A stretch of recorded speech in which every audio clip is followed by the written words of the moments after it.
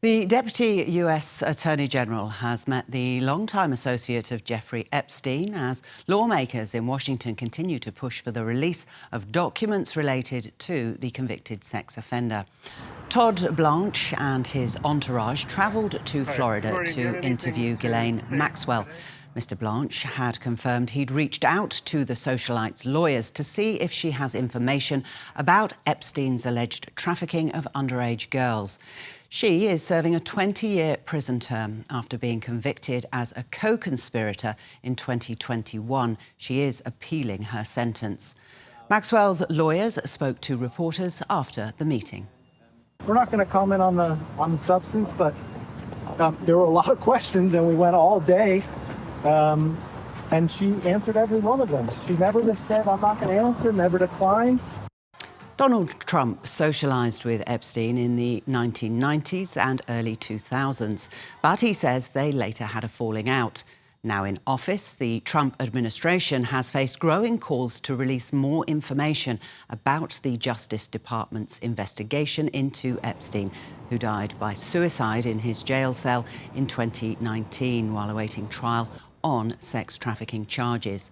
Earlier this year, the Attorney General, Pam Bondi, promised to release materials related to possible Epstein clients, which she claimed was on her desk to review. But her department changed course and issued a memo concluding there was no such list or evidence of blackmail.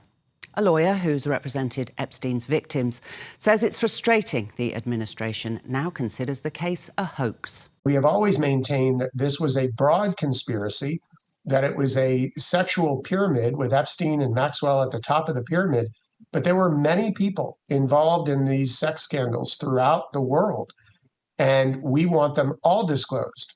We want the public to hear from the FBI's files about everyone that was involved in this scandal, not just Maxwell and Epstein. And it's frustrating that the president now is backtracking on the promises that he made to the general public to release this information. The Wall Street Journal has reported that Pam Bondi told Mr. Trump in May that his name was one of the high-profile people mentioned in government files on Epstein. However, that does not imply any wrongdoing.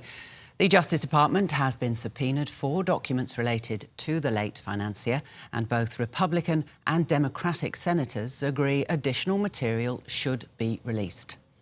Obviously, the president was informed that his name appeared multiple times and then denied it. The fact that he was informed and the decision was made to refuse to release the files smacks of a cover-up. I'm confident when it comes to the idea that Trump did something nefarious and Biden sat on it for 4 years. It's hard to believe, but just put it out, let people look at it. Donald Trump has sought to distract from the issue, pivoting to attacks on his predecessor, Barack Obama. The president has also taken aim at the chair of the Federal Reserve, Jerome Powell, criticising him for not bringing down interest rates. Mr. Trump toured its headquarters in Washington earlier to inspect an extensive renovation project at the central bank, prompting a rather awkward exchange between the pair about the cost. It looks like it's about $3.1 billion. It went up a little bit, or a lot. So the 2.7 is now 3.1. I'm not aware of that. Yeah, it just came out. Yeah, I haven't heard that from anybody at the Fed. Yeah, it just came out. Yeah, you just added in a third building is what that is. That's a third building. Well, no, but it's a building that's being built. No, it was built 5 years ago. We finished Martin 5 years ago. It's part of the overall work. But it's not new.